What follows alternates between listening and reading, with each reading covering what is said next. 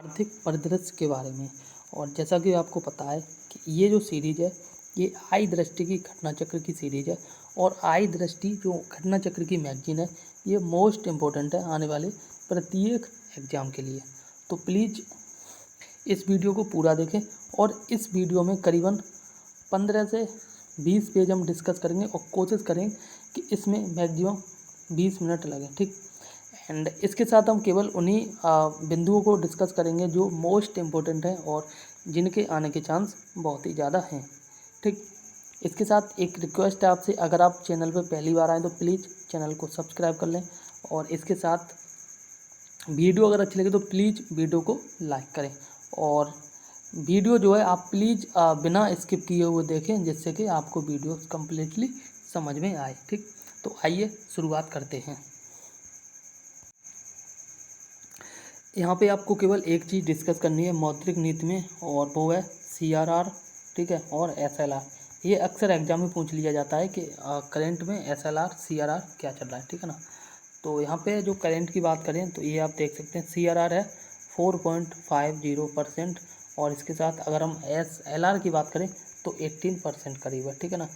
और इसके हम डिटेल में नहीं जाएंगे कि CRR क्या होता है और SLR क्या होता है। हालांकि आपने इकोनॉमिक्स पढ़ी है तो वहाँ पे आपने बखूबी पढ़ा होगा और बखूबी आप जानते होंगे कि CRR क्या होता है और SLR क्या होता है, ठीक। एंड नेक्स्ट अगर हम बात करें तो ये आप देख सकते हैं that is it's also important, that is repo rate, ठीक है ना। रेपो रेट भी इम्पोर्टेंट है और ये अभी है 6.50। और एक होता है रिवर्स रेपो रेट और ये आपका 3.35%। ये डेटा आपको याद करके रखना है, बहुत ही ज़्यादा इंपॉर्टेंट है। एंड नेक्स्ट अगर हम बात करें तो ये सिटी फाइनेंस रैंकिंग 2022 के बारे में। तो इसमें कहा गया है कि 100% पेपरलेस प्रक्रिया के माध्यम से इसमें भाग ले सकते हैं। किसमें? तो यहाँ पे ऊपर देख सकते हैं देश भर के शहरी स्थानीय निकाय ULB अब पूरी तरह से जो है डिजिटल हो चुके हैं, ठीक। तो ये मुझे लगता है बहुत ज़्यादा इंपॉर्टेंट नहीं है, बाकी जितनी भी इम्पोर्टेंट चीज़ है उसी पे हम डिस्कस करेंगे, ठीक। तो जितनी भी नॉट मोर इम्पोर्टेंट उनको हम कोशिश करेंगे स्किप करते जाएं।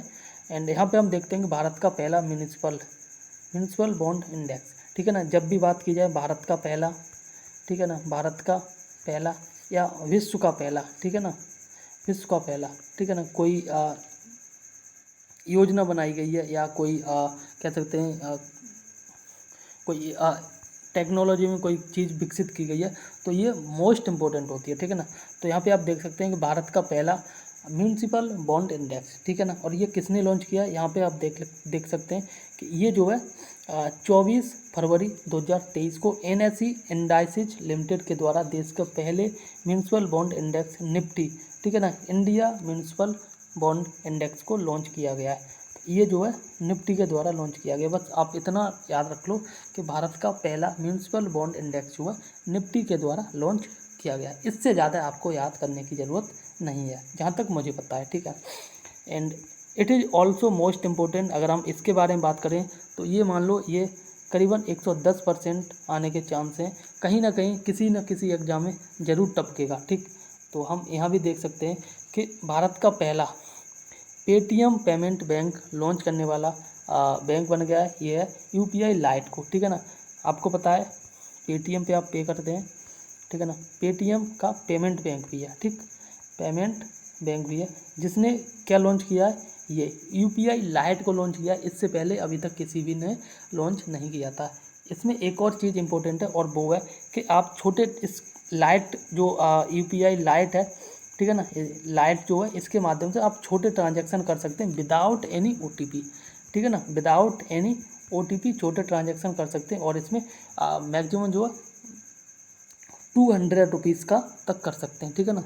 200 रुपये तक आप बिना किसी बार बार OTP के लेन देन कर सकते हैं। बस इसमें इतना ही इम्पोर्टेंट है। दो चीज़ इसमें इम्पोर्टेंट है कि UPI लाइट किसने लॉन्च किया? पेटीएम पेमेंट बैंक ने, ठीक है ना। इसमें नेक्स्ट क्वेश्चन पूछ सकता है कि इसमें लिमिट कितनी है, तो ये आपकी है 200 रुपीज़, ठीक। इससे ज़्यादा आपको नहीं पढ़ना है।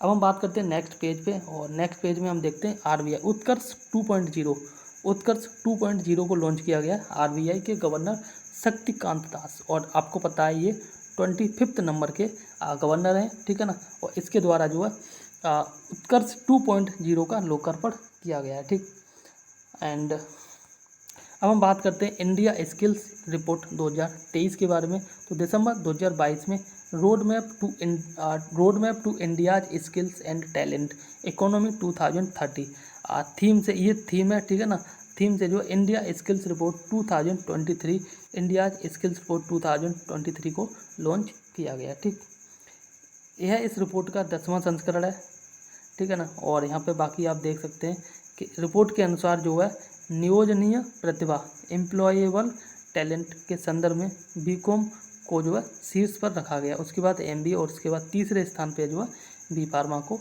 रखा गया है, ठीक है ना, तीसरे स्थान पे। बाकी बस इतना इम्पोर्टेंट काफ़ी है आपके पढ़ने के लिए। हाँ, बाकी आप चाहें तो पीडीएफ को ज़रूर एक बार गो थ्रू कर लें। और एक चीज़ और, इस पीडीएफ की मैं भूल गया, इस पीडीएफ को अगर आप पाना चाहते हैं तो टेलीग्राम चैनल ज्वाइन कर लें, वहाँ पे आपको मिल जाएगी ये हाईलाइटेड पीडीएफ और plus without highlighted PDF complete book, ठीक है। लेकिन मैं आपसे कहूँगा, मैं सजेशन दूंगा कि अगर आपके पास बुक है तो आप प्लीज़ बुक को फॉलो करें, तो बुक में ज़्यादा अच्छे से होता है, क्योंकि पीडीएफ से पढ़ने से आंखों में भी दिक्कत हो जाती है। ठीक, एंड नेक्स्ट हम बात करें तो ये है आपका मातृ मृत्यु अनुपात में गिरावट, ठीक है ना। मातृ मृत्यु अनुपात में गिरावट देखने को मिली है। और यहाँ पे आप देख सकते हैं अभी का जो डाटा है, ये यहाँ पे देख लें, भारत में ये करीबन 97 है, ठीक है ना। भारत को टोटल भारत की बात की जाए तो 97, असम की बात की जाए ये, और अगर हम यूपी के पॉइंट ऑफ व्यू से बात करें तो यूपी की बात करें तो ये आपका है 167, ठीक है ना। तो ये इंपॉर्टेंट है। अब हम बात कर लेते हैं बैंक दर के आधार पर स्वर्ण की कीमत। बैंक दर के आधार पर जो स्वर्ण की कीमत, तो ये देश का पहला राज्य है जिसने जो यूनिफॉर्म गोल्ड प्राइस लागू किया है, दैट इज केरल, ठीक है ना। तो केरल जो है बैंक दर के आधार पर स्वर्ण की कीमत लागू करने वाला देश का पहला राज्य बन गया है, दैट इज केरल। आपको इम्पोर्टेंट है, आपको याद करके रखना है। ठीक, अब हम बात करते हैं नेक्स्ट पेज पे, और नेक्स्ट पेज की अगर हम बात करें तो यहाँ पे ये है भारत का पहला अंतर्राष्ट्रीय बुलियन एक्सचेंज, ठीक है ना। ये भी इम्पोर्टेंट है क्योंकि ये पहला है, भारत का पहला अंतर्राष्ट्रीय बुलियन एक्सचेंज जो है ये लॉन्च या जो भी है किया गया है, ये 29 जुलाई 2022 को प्रधानमंत्री मोदी जी के द्वारा गांधीनगर, और गांधीनगर कहाँ पे, गुजरात में स्थित Gujarat international finance tech city, ठीक है ना, और ये गिफ्ट सिटी में जो भारत के पहले अंतर्राष्ट्रीय वित्तीय सेवा केंद्र का दौरा किया गया। ठीक, बाकी यहाँ पे देख लेते हैं नेक्स्ट, और इसमें अगर हम बात करें तो यहाँ पे आप देख सकते हैं कि इस दौरान प्रधानमंत्री ने जो है गिफ्ट IFSC में इंडिया इंटरनेशनल बुलियन एक्सचेंज का शुभारंभ किया, और यह भारत का पहला अंतर्राष्ट्रीय बुलियन एक्सचेंज है, ठीक है ना।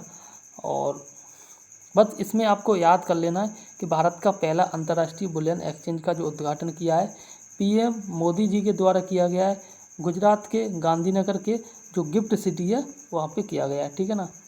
बस इससे ज़्यादा आपको याद करने की ज़रूरत नहीं है। ठीक, अब हम बात कर लेते हैं नेक्स्ट, और ये है आपका नमूना पंजीकरण प्रणाली सांख्यिकी रिपोर्ट 2022, और इसमें अगर हम बात करें तो यहाँ पे आप देख सकते हैं कि वर्तमान रिपोर्ट वर्ष 2020 के संदर्भ में भारत के बड़े राज्यों केंद्र शासित प्रदेशों के लिए मृत्यु दर संकेतक और प्रजनन क्षमता से संबंधित आंकड़े प्रस्तुत करता है, ठीक है ना। और यहाँ पे आप देख सकते हैं वर्ष 2020 के दौरान जो है राष्ट्रीय स्तर पर अशोधित जन्म दर का जो है 19.5% है, 19.5 है, एंड अगर 2019 की तुलना में बात की जाए तो 0.2 अंकों की गिरावट देखने को मिली है। ठीक, यहाँ पे हम बात करें बड़े राज्य या केंद्र शासित प्रदेशों में तो अशोधित जन्म दर जो है बिहार की है 25.5, एंड इसके साथ केरल की बात करें तो ये सबसे कम है 13.2, ठीक है।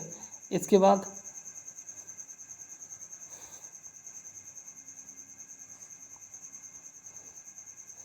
अब यहाँ पे हम थोड़ा सा देख लेते हैं इसमें नमूना पंजीकरण प्रणाली SRS मई 2022 में, ठीक है ना। ये बुलेटिन ये आप डेटा आप देख लेना, बाकी इतना ज़्यादा इम्पोर्टेंट नहीं है क्योंकि डेटा बस बुक बनाने के लिए बुक पूरी कंप्लीट करते हैं, इसलिए बुक में फॉलो किया जाता है। बाकी जो इम्पोर्टेंट है उसी के बारे में हम यहाँ पे बात करने वाले हैं। ठीक,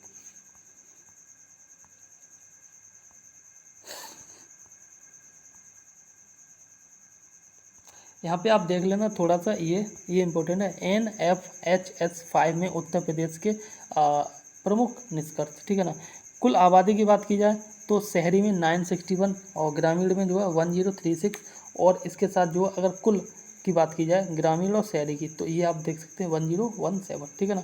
तो बाकी डेटा को आप यहाँ पे देख लेना। बाकी ये इंपॉर्टेंट है, शहरी में 961 और ग्रामीण में 1036, और टोटल की बात की जाए तो 1017। ठीक, अब हम बात कर लेते हैं कृषि एवं संबद्ध क्षेत्र से। ठीक है ना। ये मोस्ट इम्पोर्टेंट है कि पहली बार यूरोप ने जो है हिमालय की कांगड़ा चाय को जो है जीआई टैग दिया है। ठीक है ना, जीआई टैग दिया है। तो ये इम्पोर्टेंट है, आप बस इतना याद कर लो कि हिमालय की जो कांगड़ा चाय है इसको पहली बार जो यूरोपीय आयोग ने जीआई टैग दिया है। अब इसको ऐसे याद कर लो कि यूरोपीय आयोग ने पहली बार भारत की किसी भी प्रोडक्ट को जीआई टैग दिया है, और वो है हिमालय की कांगड़ा चाय। ठीक, इसके साथ हम बात करें तो ये है, ये मोस्ट इम्पोर्टेंट है, कहीं ना कहीं 110% किसी न किसी एग्जाम में जरूर टपकेगा, और ये है आपका वैश्विक मिलेट्स श्री अन्न सम्मेलन। ठीक है ना। इस पर अभी बहुत ज़्यादा जोर दिया जा रहा है, और ये 2023 जो है ये वैश्विक मिलेट्स वर्ष के रूप में भी सेलिब्रेट किया गया है यूएन के द्वारा, यूनाइटेड नेशंस के द्वारा। एंड इसके साथ हम बात करें 18 मार्च 2023 को जो प्रधानमंत्री मोदी जी के द्वारा जो है नई दिल्ली में वैश्विक मोटे अनाज मिलेट श्री अन्न, इसका नाम दिया गया, के सम्मेलन का उद्घाटन किया गया है। ठीक है ना। और बाकी यहाँ पे देख सकते हैं इसमें कि इस सम्मेलन में जो प्रधानमंत्री के द्वारा मोटे अनाज मिलेट श्री अन्न पर जो स्मारक डाक टिकट भी जारी किया गया, इसके साथ स्मारक सिक्के का भी विमोचन किया गया है। इंपॉर्टेंट है, डाक टिकट जारी किया गया है और सिक्के का भी विमोचन किया गया। प्रधानमंत्री मोदी जी के द्वारा उद्घाटन किया गया और इसका नाम दिया गया श्री अन्न। ठीक, साथ ही भारतीय मोटे अनाज श्री अन्न स्टार्टअप्स का संग्रह जो है एवं बुक ऑफ मिलेट स्टैंडर्ड का भी विमोचन किया गया है। ठीक है ना। बाकी यहाँ पे आप देख सकते हैं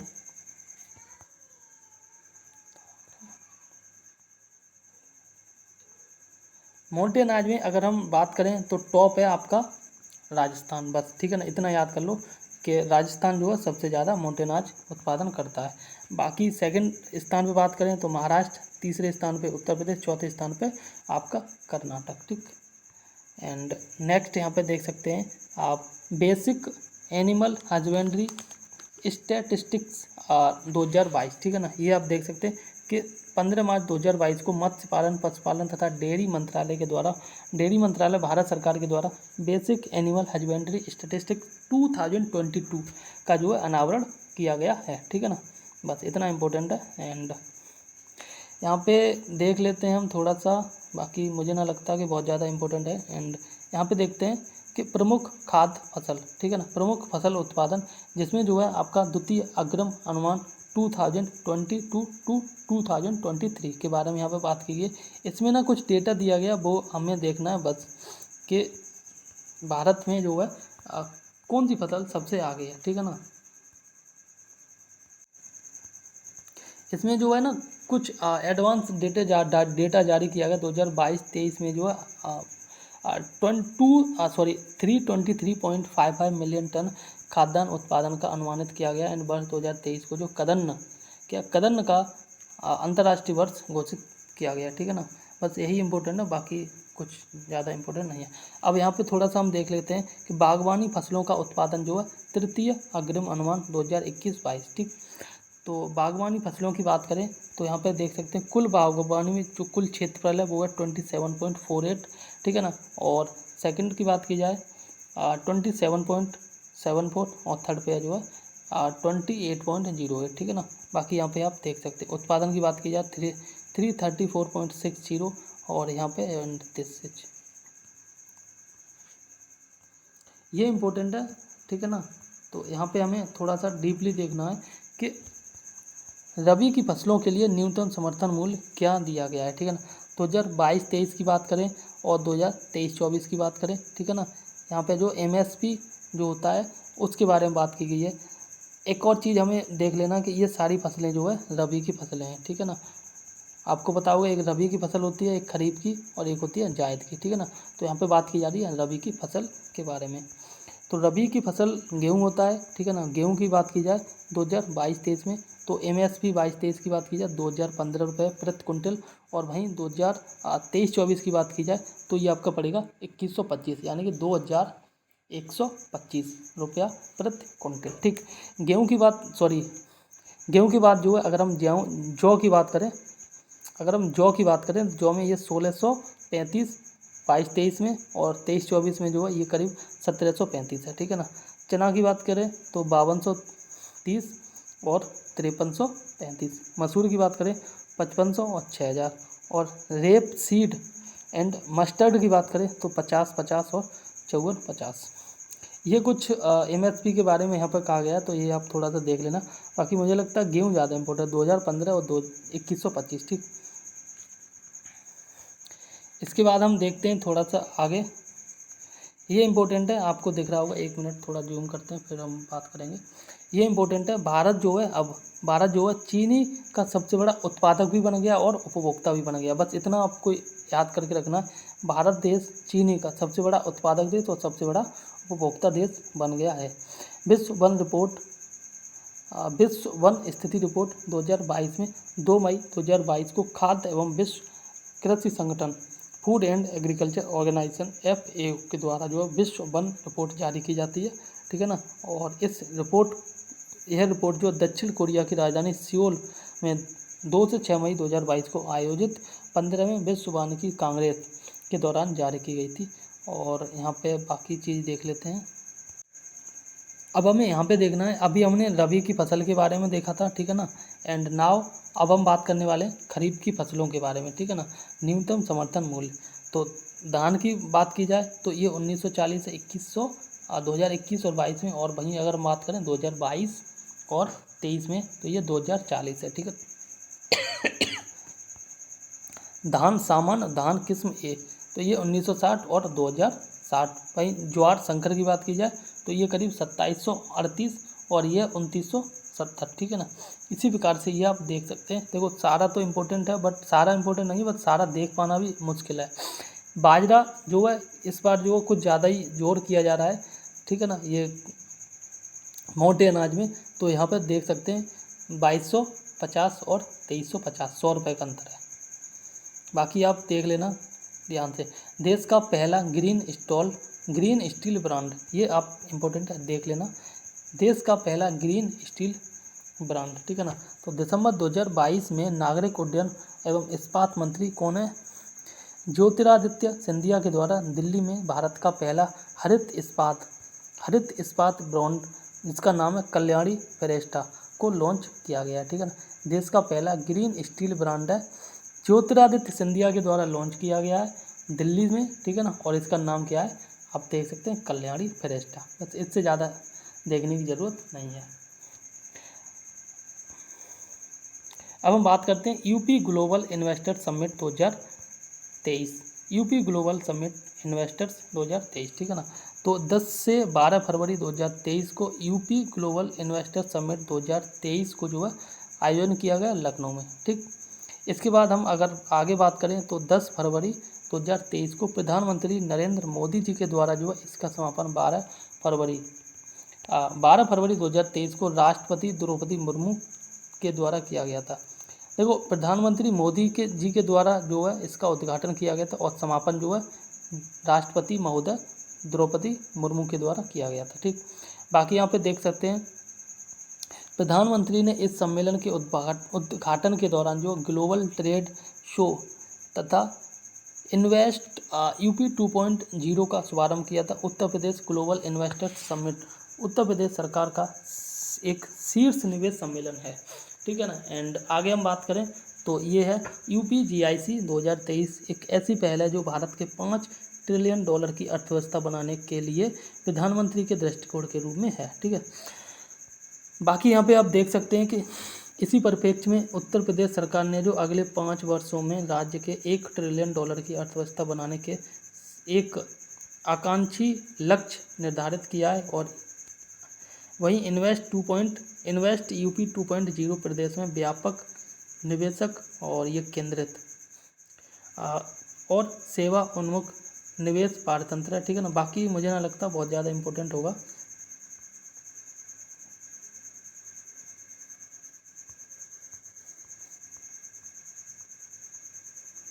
अब हमें यहाँ पे देख लेना है ब्रांड फाइनेंस ग्लोबल 500, ठीक है ना। तो ब्रांड फाइनेंस ग्लोबल 500 2023 में जो है जनवरी 2023 में विश्व की अग्रणी ब्रांड मूल्यांकन परामर्शदाता कंपनी ब्रांड फाइनेंस को जो है ब्रांड फाइनेंस द्वारा ग्लोबल 500 रिपोर्ट जारी की गई है, और जिसमें जो है अमेजन को टॉप रखा गया है। पहले स्थान पर अमेजन को रखा गया है, दूसरे स्थान पर एप्पल को, और तीसरे स्थान पर जो है आपको गूगल को रखा गया है, ठीक है ना। और ये आपको पता है तीनों ही कंपनियां जो है यूएसए बेस्ड हैं, ठीक। बाकी इनकी ब्रांड वैल्यू की बात की जाए तो ये आप देख सकते हैं $2,99,280 मिलियन, वहीं $2,97,512 मिलियन। और गूगल की अगर हम बात करें जाए तो ये आपकी $2,81,382 मिलियन, ठीक है ना। तो यहाँ पे अगर ट्रिक की बात की जाए, देखो ट्रिक तो मुझे लगता है बहुत ज़्यादा चलेगी नहीं, क्योंकि आपको पता है करेंट अफेयर आज ज़रूरत है और कल नहीं रहेगी। लेकिन अमेजन, फिर एप्पल और उसके बाद ये गूगल, तो इसको आग के नाम से याद कर सकते हैं, ठीक है। बाकी नेक्स्ट अगर हम बात करें तो ये आपका sky tracks bird airport award 2022, ठीक है, इसकी घोषणा की गई है। और इसमें जो है हमद इंटरनेशनल एयरपोर्ट को पहले स्थान पर रखा गया है। ये कतर का है। दूसरे स्थान पे है जापान का एयरपोर्ट जिसका नाम है टोक्यो अंतर्राष्ट्रीय हवाई अड्डा हैनेडा, और तीसरा है सिंगापुर चांगी हवाई अड्डा, और चौथा है टोक्यो नरेटा अंतर्राष्ट्रीय हवाई अड्डा, ठीक है ना। तो पहला हनेडा और जो जापान का, और चौथा जो है जापान का ये आपका है नरेटा, ठीक है ना। एंड पाँचवें की अगर हम बात करें तो ये है आपका इंचियोन अंतर्राष्ट्रीय हवाई अड्डा, ये दक्षिण कोरिया का है, ठीक। इसके बाद अगर हम बात करें 4 भारतीय हवाई अड्डों को 100 सर्वश्रेष्ठ हवाई अड्डों में स्थान प्राप्त हुआ जो निम्न है, ठीक है ना। यहाँ पे आप देख सकते हैं IGI इंटरनेशनल एयरपोर्ट को ये आपका 37वां स्थान प्राप्त हुआ। बेंगलुरु के कैंपगोड़ा को 61वां स्थान प्राप्त हुआ। हैदराबाद का जो राजीव गांधी अंतर्राष्ट्रीय हवाई अड्डा इसका स्थान मिला है 63वां। और मुंबई का छत्रपति शिवाजी महाराज जो है अंतर्राष्ट्रीय हवाई अड्डा, इसको जो है 65 यानी कि 65वां हवाई अड्डा 65वां स्थान मिला है, ठीक। अब हम बात कर लेते हैं उत्तर प्रदेश इलेक्ट्रॉनिक वाहन नीति 2022 के बारे में। उत्तर प्रदेश इलेक्ट्रॉनिक वाहन नीति 2022 के बारे में जो है, और यहाँ पे आप देख सकते हैं 13 अक्टूबर 2022 को उत्तर प्रदेश राज्य मंत्रिमंडल ने नई इलेक्ट्रिक वाहन विनिर्माण एवं गतिशीलता नीति 2022, ठीक है ना, इसको जो है मंजूरी दी गई है। इसमें क्या कहा गया वो देख लेते हैं। यह नीति अधिसूचना की तिथि से अगले 5 वर्षों के लिए प्रभावी रहेगी, ठीक है ना। इसके बाद बात कर रहा है कि अधिसूचना की तिथि से पहले 3 वर्षों के दौरान उत्तर प्रदेश में खरीदे गए एवं पंजीकृत सभी श्रेणियों के इलेक्ट्रिक वाहनों पर 100% रोड टैक्स एवं पंजीकरण शुल्क छूट प्रदान की जाएगी, ठीक है ना। यहाँ पे कह रहा है कि अगर आप इलेक्ट्रिक वाहन को खरीदते हैं तो 100% रोड टैक्स फ्री हो जाएगा, मतलब रोड टैक्स नहीं लगेगा और पंजीकरण शुल्क भी नहीं लगेगा। कहने का मतलब है कि जो सरकार है वो इलेक्ट्रिक वाहन को अधिक से अधिक लोग बाय करें, ठीक है ना, खरीदें, उसको प्रमोट कर रही है, और इसीलिए जो है रोड टैक्स और पंजीकरण शुल्क 100% ख़त्म कर दिया गया है, ठीक है ना।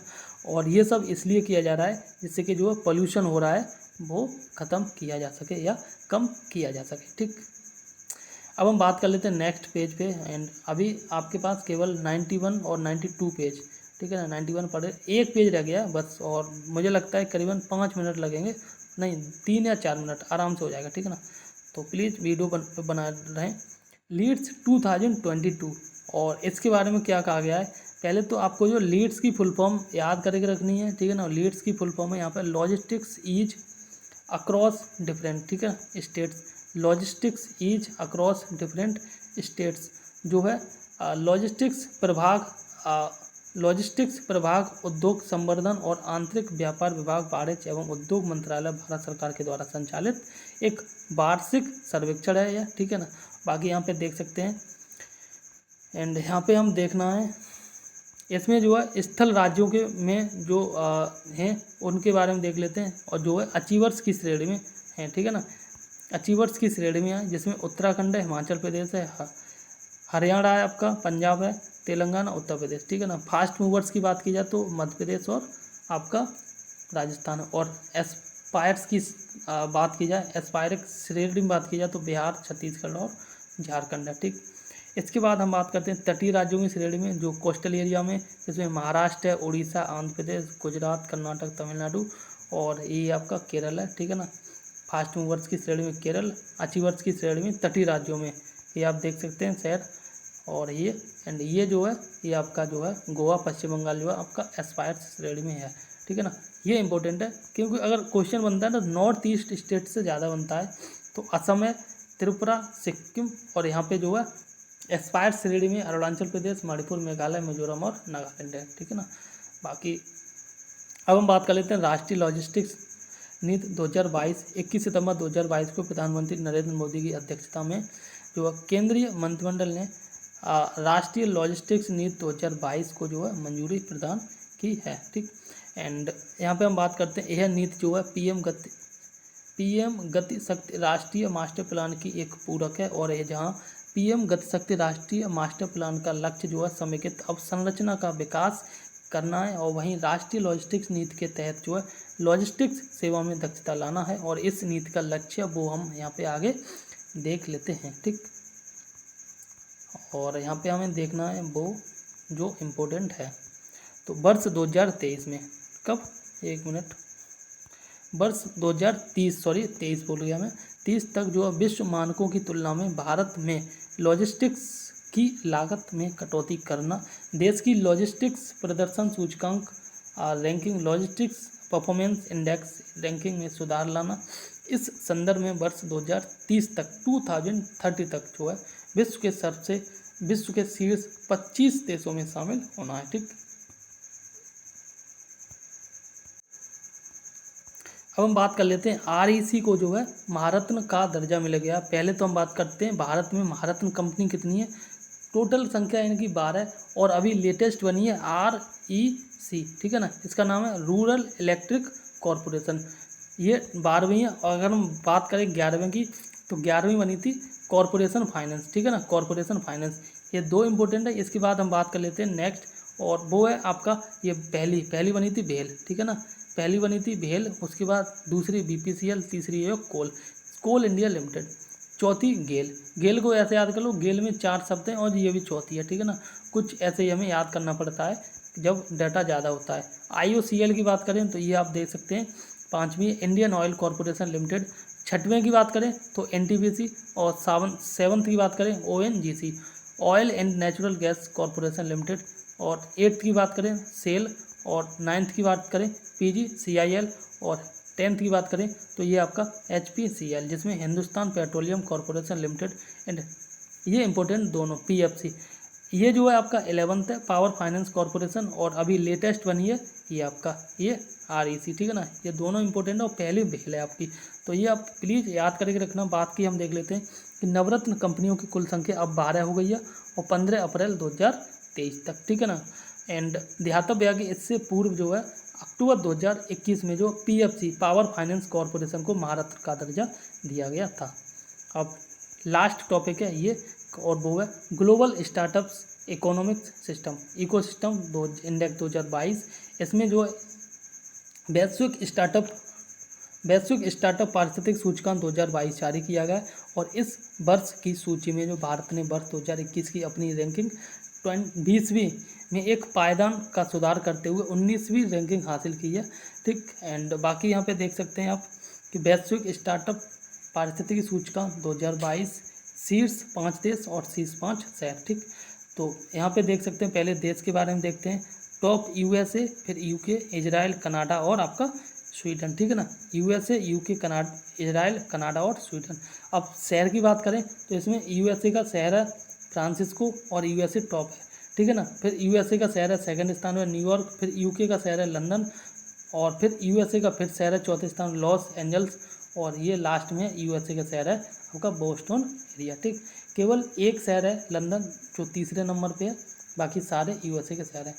एंड यहाँ पे हम बात कर लेते हैं सूचकांक में शामिल विश्व के 1000 शहरों में भारत के जो 37 शहरों को स्थान मिला है, जिसमें भारत के तीनों शहरों बेंगलुरु 8वां स्थान है और नई दिल्ली को 13वां स्थान, मुंबई को 17वां स्थान और को 20 शीर्ष शामिल किए गए हैं, ठीक है ना। टोटल शहर हैं 20 भारत के। अब हम ये जो पार्ट है अंतर्राष्ट्रीय आर्थिक घटनाक्रम, ये थोड़ा रह गया, ये हम नेक्स्ट वीडियो में कवर करेंगे। तो तब तक के लिए नमस्कार, जय हिंद।